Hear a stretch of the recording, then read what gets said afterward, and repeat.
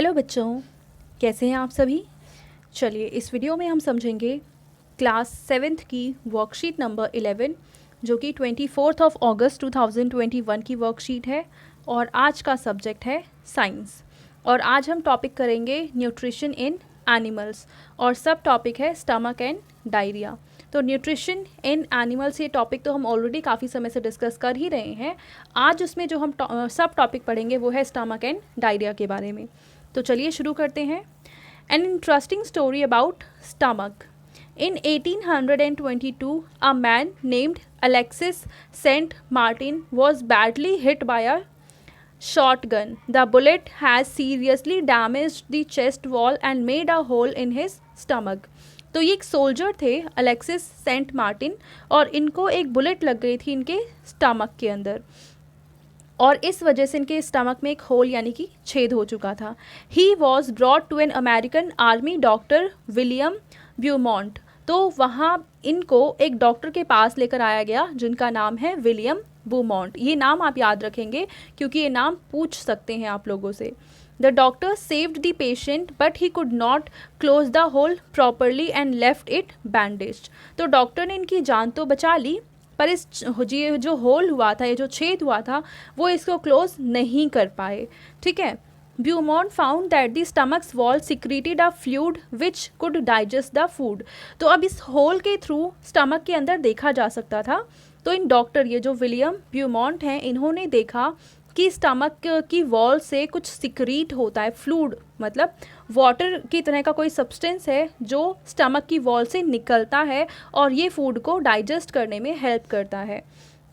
He also observed that the end of the stomach opens into the intestine only after the digestion of the food inside the stomach is completed।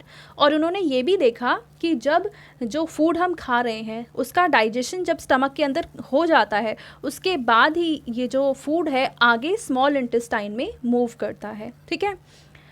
तो यहाँ पे हमने पढ़ा stomach की एक छोटी सी story कि इसको किस तरीके से देखा गया था अंदर की साइड से। नेक्स्ट कॉन्सेप्ट है diarrhoea. When a person passes out watery stools frequently is called diarrhoea. यानी डायरिया एक ऐसी सिचुएशन होती है जब कोई इंसान वेस्ट मटेरियल को, जो सॉलिड वेस्ट मटेरियल होना चाहिए, उसको वाटरी फ्लूइड की तरह शरीर से बाहर निकालता है। ठीक है। यानी जो उसका स्टूल है वो काफ़ी वाटरी फॉर्म में अवेलेबल होता है। Diarrhoea is called dast in Hindi. It may be caused by an infection, food poisoning और इन डाइजेशन। तो ये प्रॉब्लम कब होती है, डायरिया की प्रॉब्लम तब होती है जब कोई इन्फेक्शन हुआ हो या फूड पॉइजनिंग हुई हो या हमारा खाना बहुत अच्छे से पच नहीं पाया हो, डाइजेस्ट नहीं हो पा रहा हो। ठीक है। Diarrhoea is a kind of disease under severe conditions it can be fatal. तो ये एक तरह की बीमारी है और इसके द्वारा मतलब ये बीमारी ऐसी भी हो सकती है कि जिससे किसी इंसान की डेथ हो जाए, मतलब डेथ का कारण बन सकता है diarrhoea. This is because of the excessive loss of water and salts from the body. और ये बीमारी फैटल क्यों होती है, वो इस वजह से होती है कि जिस इंसान को डायरिया हो जाता है उस इंसान की बॉडी से वाटर एंड सॉल्ट का जो अमाउंट है वो बहुत तेज़ी से कम होने लग जाता है, लॉस बहुत ज़्यादा होता है वाटर का एंड सॉल्ट का। Diarrhoea should not be neglected और इसलिए इसको नेग्लेक्ट बिल्कुल भी नहीं किया जाना चाहिए। Even before a doctor is consulted, the patient should be given plenty of boiled and cooled water with a pinch of salt and sugar dissolved in it। तो डॉक्टर पे को कंसल्ट करने के पहले भी हम कुछ ऐसी चीज़ें हैं जो घर पे कर सकते हैं। वो ये है कि गर्म पानी को, पहले पानी को अच्छे से बॉईल कर लो, फिर उसको ठंडा करने के बाद उसमें सॉल्ट एंड शुगर को अच्छे से डिज़ोल्व कर लो और इसको पेशेंट को टाइम टू टाइम देते रहना चाहिए। This is called oral rehydration solution और इसी को कहा जाता है ORS या ओरल रिहाइड्रेशन सॉल्यूशन। अब इससे फ़ायदा कैसे होता है कि देखो इसके अंदर प्रेजेंट होता है सॉल्ट एंड शुगर और ये दोनों ही चीज़ें इंसानों के अंदर जो वाटर का लॉस हुआ था और सॉल्ट का लॉस हुआ था उसको वापस से उस इंसान को देते हैं, जिस वजह से उस इंसान में ये जो प्रॉब्लम अराइज हुई थी उसको कहीं ना कहीं हम अवॉइड कर सकते हैं, ख़त्म कर सकते हैं।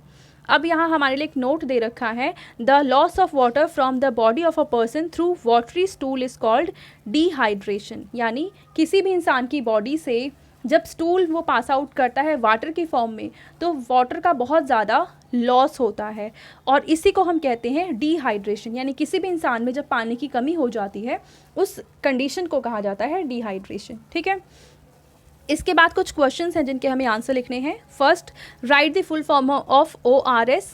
ORS का फुल फॉर्म है oral rehydration solution. Now question number 2, what is diarrhoea, how is diarrhoea caused. तो पहले हम लिखेंगे कि डायरिया क्या होता है।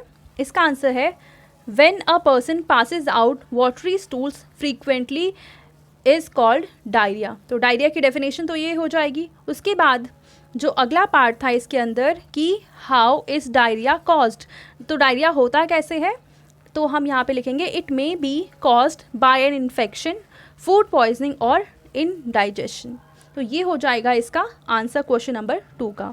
पहले यहाँ से लेकर यहाँ तक और उसके बाद यहाँ से लेकर यहाँ तक। ठीक है, अब क्वेश्चन नंबर 3 है right the name of the person who discovered the working of stomach. तो स्टमक हमारा कैसे वर्क करता है, ये किसने डिस्कवर किया था, तो ये थे डॉक्टर विलियम ब्यूमॉन्ट।